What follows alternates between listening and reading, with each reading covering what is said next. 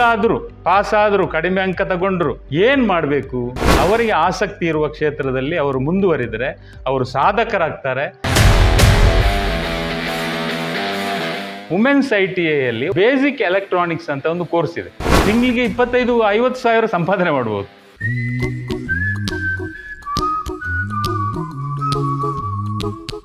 SSLC ಫಲಿತಾಂಶ ಬಂದಿದೆ. ಫಲಿತಾಂಶ ಬರುವುದಕ್ಕಿಂತ ಮುಂಚೆನೇ ಯಾವ ಕೋರ್ಸಿಗೆ ಜಾಯಿನ್ ಆಗಬೇಕು ಅಥವಾ ಯಾವ ಕಾಲೇಜಿಗೆ ಜಾಯಿನ್ ಆಗಬೇಕು ಎಂಬ ಬಗ್ಗೆ ಒಂದು ಚರ್ಚೆ ಹೆಚ್ಚಿನ ಎಲ್ಲ ಮನೆಗಳಲ್ಲಿ ನಡೆದಿದೆ.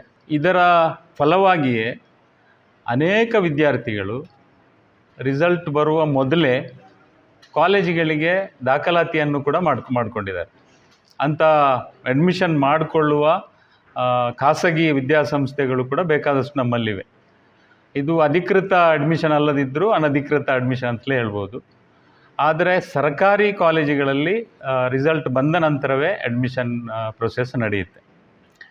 ಸೊ ಈ ತೀರ್ಮಾನಗಳು ಸರಿಯೇ ಅಂತ ನಿಜ ಹೇಳಬೇಕಿದ್ರೆ, ಒಬ್ಬ ವಿದ್ಯಾರ್ಥಿಯ ಅಥವಾ ವಿದ್ಯಾರ್ಥಿನಿಯ ಕರಿಯರ್ ಪ್ಲ್ಯಾನಿಂಗಲ್ಲಿ ಆ ವಿದ್ಯಾರ್ಥಿ ಅಥವಾ ವಿದ್ಯಾರ್ಥಿನಿ SSLC ಪರೀಕ್ಷೆಯಲ್ಲಿ ಪಡ್ಕೊಂಡಿರುವ ಅಂಕಗಳು ಕೂಡ ಒಂದು ಪ್ರಮುಖ ಪಾತ್ರವನ್ನು ವಹಿಸುತ್ತೆ. ಬೇರೆ ಬೇರೆ ಸಬ್ಜೆಕ್ಟಲ್ಲಿ ಪಡ್ಕೊಂಡಿರುವ ಅಂಕಗಳು ಕೂಡ. ಆದರೆ ಆ ರಿಸಲ್ಟ್ ಬರುವ ಮೊದಲೇ ಅಡ್ಮಿಷನ್ ಮಾಡಿಕೊಂಡ್ರೆ ಈ ಯಾವ ಡಿಸ್ಕಷನ್ ಕೂಡ ಇರಲ್ಲ. ಎರಡನೇದಾಗಿ, ಜನರಲಿ ಮೆಜಾರಿಟಿ ಪೇರೆಂಟ್ಸ್, ನನ್ನ ಎಕ್ಸ್ಪೀರಿಯನ್ಸ್ ಏನು ಅಂತ ಹೇಳಿದರೆ, ಬಹುಪಾಲು ಪಾಲಕರು ವಿದ್ಯಾರ್ಥಿಗಳ ಜೊತೆಗೆ ಅವರ ಕರಿಯರ್ ವಿಚಾರವಾಗಿ ಚರ್ಚೆ ನಡೆಸುವುದು ಬಹಳ ಕಡಿಮೆ. ಇದು ನಿಮಗೆ ಗೊತ್ತಾಗಬೇಕಿದ್ರೆ ನೀವು ಯಾವುದೇ ಕಾಲೇಜಲ್ಲಿ ಕಲಿತಾ ಇರುವ ವಿದ್ಯಾರ್ಥಿಗಳೊಂದಿಗೆ ಸುಮ್ಮನೆ ಮಾತಾಡಿ ಕೇಳಿ, ನೀವು ಈ ಕೋರ್ಸನ್ನು ತಗೊಂಡಿರೋದು ಬೈ ಚಾಯ್ಸಾ, ಬೈ ಮಿಸ್ಟೇಕಾ, ಬೈ ಫೋರ್ಸಾ ಅಂತ ಕೇಳಿದರೆ ಮೆಜಾರಿಟಿ ಮಕ್ಕಳು ಹೇಳುವ ಉತ್ತರ by mistake or by force. Force ಯಾರು ಮಾಡ್ತಾರೆ ಅಂತ ಹೇಳಿದರೆ ಪೇರೆಂಟ್ಸ್. ವಿದ್ಯಾರ್ಥಿಗಳ ಮೇಲೆ ಪ್ರಭಾವ ಬೀರುವವರು ಯಾರು ಅಂತ ಹೇಳಿದರೆ ಮನೆಯ ಹಿರಿಯರು. ಅದರಲ್ಲಿ ಅಪ್ಪ ಅಮ್ಮ ಮಾತ್ರ ಅಲ್ಲ, ಎಲ್ಲರೂ ಬರ್ತಾರೆ. ಅಪ್ಪನ ಫ್ರೆಂಡ್ ಅಂಕ್ಲು ಬರ್ತಾರೆ, ಸ್ಕೂಲಿದ್ದು ಟೀಚರ್ಸ್ ಎಲ್ಲರೂ ಬರ್ತಾರೆ. ಅಂದರೆ ಅವ್ರು ಹೇಳ್ತಾರೆ ಈ ಯಾವ ಕೋರ್ಸ್ ತಗೊಂಡ್ರೆ ಒಳ್ಳೆಯದು ಅಂತ.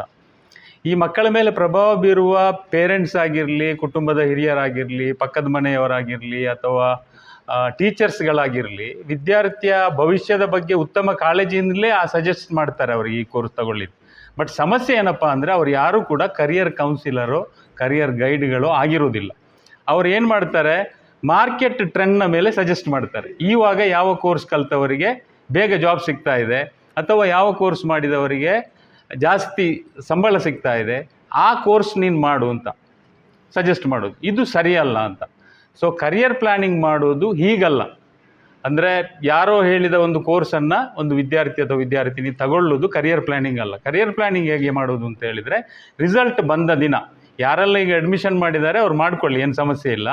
ಯಾರು ಇನ್ನೂ ಅಡ್ಮಿಷನ್ ಮಾಡಿಲ್ಲ, ಈ ವರ್ಷ ರಿಸಲ್ಟಿಗೆ ಕಾಯ್ತಾ ಇದ್ದೀರೋ ಅವರೆಲ್ಲರೂ ಕಡಿಮೆ ಅಂಕ ಗಳಿಸುವವರು ಅಥವಾ ಕಾಮರ್ಸ್ ಆರ್ಟ್ಸ್ನಂಥ ಕೋರ್ಸ್ಗಳಿಗೆ PUCಗೆ ಜಾಯ್ನ್ ಆಗುವವರು ಅಥವಾ ಒಂದೆರಡು ಸಬ್ಜೆಕ್ಟಲ್ಲಿ ಫೇಲ್ ಆಗ್ತಾ ಇರುವವರು, ಅವರು ಯಾರು ಕೂಡ ಅಡ್ಮಿಷನ್ ಆಗಿಲ್ಲ.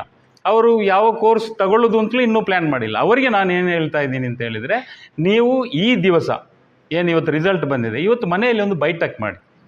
ಈ ಬೈಟಕ್ಕಿಗೆ ನಿಮ್ಮ ಈ ಸ್ಟೂಡೆಂಟ್ಸ್ ಮೇಲೆ ಪ್ರಭಾವ ಬೀರುವ ಎಲ್ಲರನ್ನೂ ಕರೆಯಿರಿ. ಮಾರ್ಕ್ಸ್ ನಿಮ್ಮ ಟೇಬಲಲ್ಲಿ ಇರಲಿ ಅಥವಾ ಮೊಬೈಲ್ ಸ್ಕ್ರೀನಲ್ಲಿ ಮಾರ್ಕ್ಸ್ ಇರಲಿ. ಇದಿಟ್ಟು ಅಟ್ಲೀಸ್ಟ್ ಇಷ್ಟಾದರೂ ಒಂದು ಚರ್ಚೆ ಮಾಡಿ, ಯಾವ ಕೋರ್ಸಿಗೆ ಜಾಯ್ನ್ ಆಗೋದು, ಯಾವ ಕಾಲೇಜಿಗೆ ಜಾಯ್ನ್ ಆಗೋದು ಅಂತಲ್ಲ, ವಿದ್ಯಾರ್ಥಿಯ ಜೊತೆಗೆ ಮಾತಾಡಿ. ವಿದ್ಯಾರ್ಥಿಯ ಆಸಕ್ತಿಯ ಬಗ್ಗೆ ತಿಳ್ಕೊಳ್ಳಿ. ಆ ವಿದ್ಯಾರ್ಥಿಯಲ್ಲಿರುವ ಪ್ರತಿಭೆಗಳು ನಿಮಗೆ ಗೊತ್ತಿರುತ್ತೆ. ನೀವು ನೋಡ್ತಾ ಬಂದಿದ್ದೀರಲ್ವಾ ಪೇರೆಂಟ್ಸ್ ಮನೆಯಲ್ಲಿ ಏನೆಲ್ಲ ಟ್ಯಾಲೆಂಟ್ಸ್ ಇದೆ ಆ ಸ್ಟೂಡೆಂಟಿಗೆ ಅಂತ. ಸೊ ವಿದ್ಯಾರ್ಥಿಯ ಟ್ಯಾಲೆಂಟ್ನ ಮೇಲೆ, ಆಸಕ್ತಿಯ ಮೇಲೆ ಕೋರ್ಸನ್ನು ಸೆಲೆಕ್ಟ್ ಮಾಡಿ. ಈ ಕೋರ್ಸನ್ನು ಸೆಲೆಕ್ಟ್ ಮಾಡುವಾಗಲೂ ಕೂಡ ಎಷ್ಟು ವರ್ಷ ಕಲೀಲಿಕ್ಕಿದೆ, ಇಷ್ಟು ಯಾವಾಗ ವೃತ್ತಿಯನ್ನು ಕಂಡುಕೊಳ್ಳೋದು ಮತ್ತು ಇಷ್ಟು ವರ್ಷ ಕಲೀಲಿಕ್ಕೆ ಎಷ್ಟು ದುಡ್ಡು ಬೇಕು, ಆ ದುಡ್ಡನ್ನು ಎಲ್ಲಿಂದ ಹೊಂದಿಸ್ತೀವಿ, ಇವೆಲ್ಲವೂ ಪ್ಲ್ಯಾನಿಂಗಲ್ಲಿ ಕನಿಷ್ಠ ಇಷ್ಟಾದರೂ ಪ್ಲ್ಯಾನ್ ಮಾಡಿ ಕೋರ್ಸನ್ನು ಸೆಲೆಕ್ಟ್ ಮಾಡಿದರೆ ಒಂದು ಕರಿಯರ್ ಪ್ಲ್ಯಾನಿಂಗ್ ಅದು. ಕರಿಯರ್ ಪ್ಲ್ಯಾನಿಂಗಿನ ಹಂತಗಳು ಬಹಳಷ್ಟಿವೆ, ಬೇಕಾದಷ್ಟು ಚರ್ಚೆ ಮಾಡಲಿಕ್ಕಿವೆ ಇವೆ. ಅದು ಮಾಡಲಿಕ್ಕಾದರೆ ಬಹಳ ಒಳ್ಳೆಯದು. ನೀವು ಗೂಗಲಲ್ಲಿ ಸರ್ಚ್ ಮಾಡಿ ಕರಿಯರ್ ಪ್ಲ್ಯಾನಿಂಗ್ ಸ್ಟೆಪ್ಸ್ ಅಂತ ಟೈಪ್ ಮಾಡಿ ಸರ್ಚ್ ಮಾಡಿದರೆ ಬೇಕಾದಷ್ಟು ಕರಿಯರ್ ಕೌನ್ಸಿಲರ್ಗಳು ಕರಿಯರ್ ಪ್ಲ್ಯಾನಿಂಗ್ ಮಾಡುವ ಹಂತಗಳ ಬಗ್ಗೆ ವಿವರಿಸ್ತಾರೆ. ಅಥವಾ ನೀವು ಯೂಟ್ಯೂಬ್ಗೆ ಹೋದರೆ ಅಲ್ಲಿಯೂ ಕೂಡ ಕರಿಯರ್ ಕೌನ್ಸಿಲರ್ಗಳ ವಿಡಿಯೋಗಳು ನಿಮಗೆ ಸಿಗುತ್ತೆ. ಅದನ್ನೆಲ್ಲ ನೋಡಿಕೊಂಡು ವಿಸ್ತಾರವಾದ ಕರಿಯರ್ ಪ್ಲ್ಯಾನಿಂಗನ್ನು ಮಾಡ್ಬೋದು. ಬಟ್ ಅಟ್ಲೀಸ್ಟ್ ಇಷ್ಟಾದರೂ ಮಾಡಬೇಕು ಅಂತ. ಫೇಲ್ ಆದರೂ, ಪಾಸ್ ಆದರೂ, ಕಡಿಮೆ ಅಂಕ ತಗೊಂಡ್ರು ಏನು ಮಾಡಬೇಕು ಎಂಬ ಬಗ್ಗೆ ಚರ್ಚೆ ಮಾಡಿ ವಿದ್ಯಾರ್ಥಿಯಲ್ಲಿ ಆತ್ಮವಿಶ್ವಾಸವನ್ನು ತುಂಬಿ ಅವರಿಗೆ ಆಸಕ್ತಿ ಇರುವ ಕ್ಷೇತ್ರದಲ್ಲಿ ಅವರು ಮುಂದುವರಿದರೆ ಅವರು ಸಾಧಕರಾಗ್ತಾರೆ. ಮತ್ತು ಅದರ ಜೊತೆಗೆ ಸಮಾಜಕ್ಕೆ, ಅಟ್ಲೀಸ್ಟ್ ನಿಮ್ಮ ಕುಟುಂಬಕ್ಕೆ ಸಾಮಾಜಿಕ ಕೊಡುಗೆಗಳನ್ನು ನೀಡುವ ಕೊಡುಗೆದಾರರಾಗ್ತಾರೆ, ಕಾಂಟ್ರಿಬ್ಯೂಟರ್ ಆಗ್ತಾರೆ. ಇದು ವೆರಿ ಇಂಪಾರ್ಟೆಂಟ್. ದುಡ್ಡು ಸಂಪಾದನೆ ಮಾಡೋದಲ್ಲ. ಸೊ ಯಾರು ಅಚೀವ್ ಮಾಡ್ತಾರೋ ಲೈಫಲ್ಲಿ ಯಾವುದಾದ್ರೂ ಪರ್ಟಿಕ್ಯುಲರ್ ಫೀಲ್ಡಲ್ಲಿ ಅವರಿಗೆ ದುಡ್ಡಿನ ಸಮಸ್ಯೆ ಖಂಡಿತ ಆಗಲ್ಲ.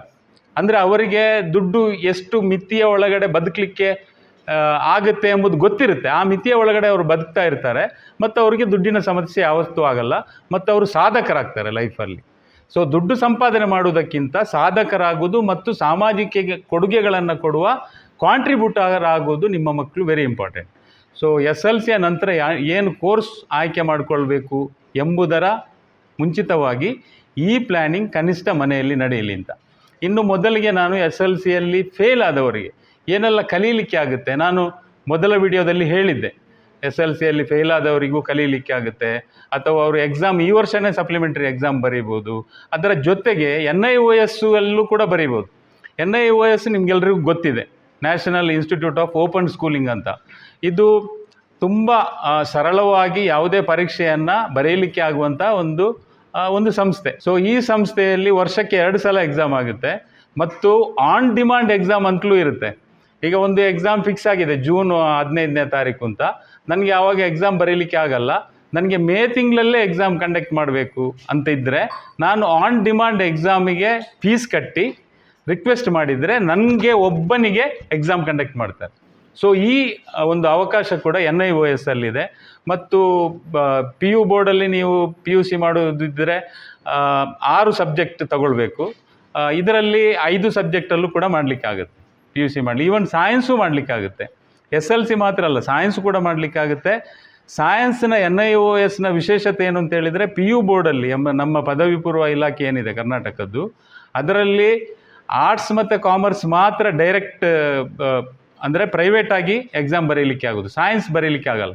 ಬಟ್ NIOS ಅಲ್ಲಿ ಸೈನ್ಸು ಬರೀಬೋದು ಮತ್ತು ಆ ಸೈನ್ಸ್ ಈವನ್ ಮೆಡಿಕಲ್ ಮಾಡಲಿಕ್ಕೂ ಎಲಿಜಿಬಲ್. ಸೊ ಇಷ್ಟು ಸರಳವಾದ ಒಂದು ಪರೀಕ್ಷಾ ಮಾದರಿ ಇರುವಂಥ ಸಂಸ್ಥೆ ಕೂಡ ನಮ್ಮಲ್ಲಿದೆ. ಅದರ ಪ್ರಯೋಜನ ಪಡೆಯಬಹುದು. ಎಲ್ಲ ಊರುಗಳಲ್ಲಿ ನೀವು ಸರ್ಚ್ ಮಾಡಿದರೆ, ತಿಳಿದವರಲ್ಲಿ ಕೇಳಿದರೆ NIOS ಇದು ಸೆಂಟ್ರ್ ಎಲ್ಲಿದೆ ನಮ್ಮ ಊರಲ್ಲಿ ಅಂತ, ಯಾವುದಾದ್ರೂ ಒಂದು ಸ್ಕೂಲಲ್ಲಿ ಸೆಂಟರ್ ಇರುತ್ತೆ, ಅಲ್ಲಿ ಹೋಗಿ ರಿಜಿಸ್ಟ್ರೇಷನ್ ಮಾಡ್ಕೊಳ್ಬೋದು. ಅಲ್ಲಿ SSLC ನೀವು ಎಕ್ಸಾಮ್ ದುಡ್ಡು ಕಟ್ಟಿ ಎಕ್ಸಾಮ್ ಬರೀಬೋದು, ಅಲ್ಲಿ ಕೂಡ ಪಾಸ್ ಆಗ್ಬೋದು ಈಸಿಲಿ. ಅಂದರೆ PU ನಮ್ಮ ಪ್ರೌಢಶಿಕ್ಷಣ ಇಲಾಖೆಗಿಂತಲೂ ಸರಳವಾದ ಪರೀಕ್ಷೆ ಅಲ್ಲಿ ನಡೆಯುತ್ತೆ. ಸೊ ಇದರ ಜೊತೆಗೆ ನೀವು SSLC ಕಂಪ್ಲೀಟ್ ಮಾಡೋದಿಲ್ಲ ಈ ವರ್ಷ, ಸಪ್ಲಿಮೆಂಟ್ರಿ ಬರೆಯೋದಿಲ್ಲ, NIOS ಕಟ್ಟೋದಿಲ್ಲ, ಏನೂ ಇಲ್ಲ, ನಿಮಗೆ ಇಮಿಡಿಯೇಟಾಗಿ ಯಾವುದಾದ್ರೂ ಕೋರ್ಸಿಗೆ ಜಾಯ್ನ್ ಆಗೋದಿದ್ರೆ ಬೇಕಾದಷ್ಟು ಅವಕಾಶಗಳಿದ್ದಾವೆ. ITIಯಲ್ಲಿ ನಿಮಗೆಲ್ಲ ಗೊತ್ತಿರುವ ಹಾಗೆ 1 ವರ್ಷದ ಕೋರ್ಸ್ ಇದೆ, ಟೆಕ್ನಿಕಲ್ ಕೋರ್ಸ್ ಇದೆ, ನಾನ್ ಟೆಕ್ನಿಕಲ್ ಕೋರ್ಸ್ ಇದೆ ಮತ್ತು 2 ವರ್ಷದ ಟೆಕ್ನಿಕಲ್ ಕೋರ್ಸ್ ಇದೆ. ಸೊ 1 ವರ್ಷದ ಟೆಕ್ನಿಕಲ್ ಕೋರ್ಸಲ್ಲಿ ಕಟ್ಟಿಂಗ್ ಆ್ಯಂಡ್ ಟೈಲರಿಂಗ್ ಮತ್ತು ಎಂಬ್ರಾಯ್ಡ್ರಿ ಆ್ಯಂಡ್ ನೀಡಲ್ ವರ್ಕ್ ಅಂತ 2 ಕೋರ್ಸ್ ಇದೆ. ಇದು SSLC ಫೇಲ್ ಆದವರು ಕೂಡ ಮಾಡ್ಬೋದು. ಸೊ 1 ವರ್ಷದ ಟೆಕ್ನಿಕಲ್ ಕೋರ್ಸಲ್ಲಿ ಮೇಷನ್ ಇದೆ, ಪ್ಲಂಬರ್ ಇದೆ, ವೈರ್ಮ್ಯಾನ್ ಇದೆ. ಸೊ ಈ ಕೋರ್ಸಿಗೆ ಕೂಡ ಜಾಯ್ನ್ ಆಗ್ಬೋದು. ITI ಎಲ್ಲ ಊರುಗಳಲ್ಲಿ ಇರುತ್ತೆ, ಸರ್ಕಾರಿ ITI. ಸೊ ಕಡಿಮೆ ಫೀಸ್ ಇರುತ್ತೆ. ಅಲ್ಲಿ ನಿಮ್ಮ ಆಸಕ್ತಿ, ನಿಮ್ಮ ಸಾಮರ್ಥ್ಯ, ಅದಕ್ಕೆ ಅನುಗುಣವಾಗಿ ನಿಮ್ಮ ಕರಿಯರ್ ಪ್ಲ್ಯಾನಿಂಗ್ಗೆ ಅನುಗುಣವಾಗಿ ಈ ಕೋರ್ಸನ್ನು ಸೆಲೆಕ್ಟ್ ಮಾಡ್ಬೋದು. ಸಾಮಾನ್ಯವಾಗಿ ಹೆಣ್ಮಕ್ಳು ನನ್ನ ಊರಲ್ಲಿ ಮಂಗಳೂರಲ್ಲಿ ಡಿಗ್ರಿ ಮಾಡಿರುವ ಹುಡುಗಿಯರು, ಅವರು ಮಾಡ್ತಾ ಇರುವ ಕೆಲಸದ ಎಲ್ಲೆಲ್ಲ ಕೆಲಸ ಮಾಡ್ತಾ ಇದ್ದಾರೆ ಅಂತ ಹೇಳಿದರೆ, ಅವರು ಆಫೀಸಲ್ಲಿ ಆಫೀಸ್ ಅಸಿಸ್ಟೆಂಟ್ ಆಗಿ ಕೆಲಸ ಮಾಡ್ತಾ ಇರ್ತಾರೆ, ಅಥವಾ ಯಾವುದೇ ಮಾಲ್ಗಳಲ್ಲಿ, ಅಂಗಡಿಗಳಲ್ಲಿ ಸೇಲ್ಸ್ ಗರ್ಲ್ಗಳಾಗಿ ಕೆಲಸ ಮಾಡ್ತಾ ಇರ್ತಾರೆ. ಬೆಳಿಗ್ಗೆ 9 ಗಂಟೆಯಿಂದ ಸಾಯಂಕಾಲ 7-8 ಗಂಟೆ ತನಕ ಕೆಲಸ ಮಾಡ್ತಾರೆ. ಕನಿಷ್ಠ 5,000, ಗರಿಷ್ಠ 8,000 ಸಂಬಳ ತಗೊಳ್ತಾರೆ. ಇದು ಮಂಗಳೂರಿನಂಥ ನಗರದಲ್ಲಿ ಡಿಗ್ರಿ ಮಾಡಿರುವ ವಿದ್ಯಾರ್ಥಿನಿಯರು ಅಥವಾ ಯುವಕ ಯುವತಿಯರು ಮಾಡುವಂಥ ವೃತ್ತಿ ಮತ್ತು ಅದಕ್ಕಿರುವ ಸಂಬಳ. ಆದರೆ SSLCಯಲ್ಲಿ ಫೈಲಾದ ಒಂದು ಹುಡುಗಿ ವುಮೆನ್ಸ್ ITIಯಲ್ಲಿ, ಉದಾಹರಣೆಗೆ ಹೇಳ್ತಾ ಇದ್ದೀನಿ, ಬೇಸಿಕ್ ಎಲೆಕ್ಟ್ರಾನಿಕ್ಸ್ ಅಂತ ಒಂದು ಕೋರ್ಸ್ ಇದೆ, 1 ತಿಂಗಳ course. Qualification SSLC pass or fail. 3 ವಸ್ತುಗಳನ್ನು ರಿಪೇರಿ ಮಾಡಲಿಕ್ಕೆ ಕಲಿಸ್ತಾರೆ: ಸ್ಟಬ್ಲೈಸರ್, ಇನ್ವರ್ಟರ್, UPS. 1 ತಿಂಗಳ ಕೋರ್ಸ್, 3,000 ರೂಪಾಯಿ ಫೀಸ್. ಒಂದು ಹುಡುಗಿ ಈ ಕೋರ್ಸ್ ಮಾಡಿದರೆ ಮನೆಯಲ್ಲೇ ಮಾಡ್ಬೋದಲ್ಲ ಈ ಕೆಲಸ. ಇಲ್ಲಿ 3 ವಸ್ತುಗಳನ್ನು ರಿಪೇರಿ ಮಾಡಲಾಗುತ್ತದೆ. ಒಂದು ಬೋರ್ಡ್ ಹಾಕಿದ್ರೆ ಆಯಿತು ಮನೆಯಲ್ಲಿ. UPS, ಇನ್ವರ್ಟರ್, ಸ್ಟೆಬ್ಲೈಸರ್, ರಾಶಿ ಬೀಳ್ಬೋದು. ತಿಂಗಳಿಗೆ 25-50 ಸಾವಿರ ಸಂಪಾದನೆ ಮಾಡ್ಬೋದು.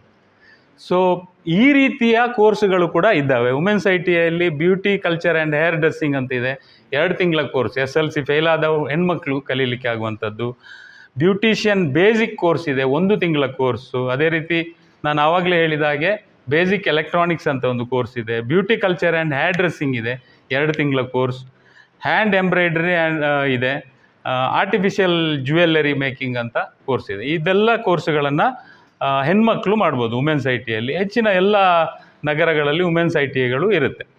ನಾನು ಆವಾಗಲೇ ಹೇಳಿದಾಗೆ NIOS ಏನಿದೆ, National Institute of Open Schooling, ಅಲ್ಲಿ 6 ತಿಂಗಳ, 1 ವರ್ಷದ, 2 ವರ್ಷದ ವೊಕೇಶನಲ್ ಕೋರ್ಸಸ್ ಮತ್ತು ಟ್ರೈನಿಂಗ್ ಪ್ರೋಗ್ರಾಮ್ಸ್ ಇದೆ NIOS ಅಲ್ಲಿ. ಸೊ NIOS ಅಲ್ಲಿ mushroom production, bee keeping, basic computing, plumbing, ಇದೆಲ್ಲ 8th ಸ್ಟ್ಯಾಂಡರ್ಡ್ ಇದರದ್ದು qualification eligibility. Four wheeler mechanic 8th standard pass ಆದರೆ ಸಾಕು, NIOS ಅಲ್ಲಿ ಕಲಿಬೋದು. ಕಾರ್ಪೆಂಟ್ರಿ ಕಲಿಬೋದು. Solar energy technician 8th standard pass ಆದರೆ ಸಾಕು. Biogas energy technology, welding technology, rural health for women, gram ಸಖಿ ಅಂತ ಒಂದು ಕೋರ್ಸ್ ಇದೆ, 5th standard qualification. So certificate in children's wear, certificate in ladies wear, certificate in men's wear, laundry services, bakery and confectionery, ಇದೆಲ್ಲ 8th standard qualification ಬೇಕಾಗಿರೋದು. So ಇಂಥ ಕೋರ್ಸುಗಳನ್ನು, ಇದು 1 ವರ್ಷದ course. ಇನ್ನು diploma in dress designing ಮತ್ತು diploma in basic rural technology, ಇದು 2 ವರ್ಷದ course NIOS ಅಲ್ಲಿ ಮಾಡ್ಬೋದು. ಇಷ್ಟೆಲ್ಲ ಕೋರ್ಸ್ಗಳನ್ನು ಫೇಲ್ ಆಗಿರುವ ವಿದ್ಯಾರ್ಥಿಗಳು SSLC ಕಂಪ್ಲೀಟ್ ಮಾಡೋದಿಲ್ಲ ಅಂತ ಆದರೆ ಈ ಕೋರ್ಸ್ಗಳಿಗೆ ಜಾಯ್ನ್ ಆಗ್ಬೋದು. ನಿಮಗೆ NIOS ಇದ್ದು ವೆಬ್ಸೈಟ್ ಇದ್ದು ಲಿಂಕ್ ಹಾಕಲಾಗುತ್ತೆ, ಅದಕ್ಕೆ ಕ್ಲಿಕ್ ಮಾಡುವ ಮುಖಾಂತರ ನೀವು ನೋಡ್ಕೋಬೋದು ಏನೆಲ್ಲ ಕೋರ್ಸಸ್ ಇದೆ ಅಂತ. ಮತ್ತು ನಿಮ್ಮ ಊರಲ್ಲಿ ಯಾರಾದರೂ ತಿಳಿದವರ ಹತ್ರ ಕೇಳಿ, ಇಲ್ಲಿ NIOS ಸೆಂಟರ್ ಎಲ್ಲಿದೆ ಅಂತ ಕೇಳಿ ಅದು ವಿಚಾರಿಸಿ ಅಲ್ಲಿಗೆ ಹೋಗಿ ಅಲ್ಲಿರುವ ಕೋರ್ಸ್ಗಳ ಬಗ್ಗೆ ಮಾಹಿತಿಯನ್ನು ಪಡ್ಕೋಬೋದು.